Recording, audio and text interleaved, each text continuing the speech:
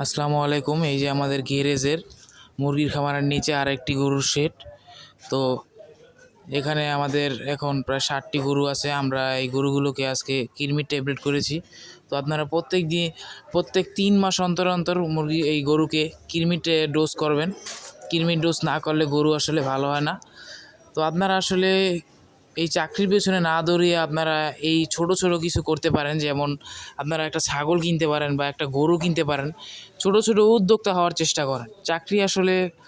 চাকরি দিয়ে আসলে কিছু হয় না। কিছু করতে গেলে আসলে ব্যবসা হবে।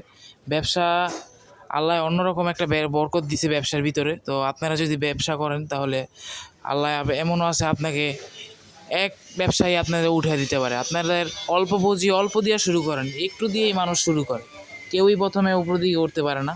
তো আমাদের এই আজকের 18-20 বছরের এই গরু আর মুরগি পালার অভিজ্ঞতা। তো এই অভিজ্ঞতা যদি আপনারা আমাদের 2, 4, 5টা 10টা ভিডিও দেখে নিতে চান তাহলে কোনো দিনই পারবেন না, আমাদের সাথে থাকতে হবে।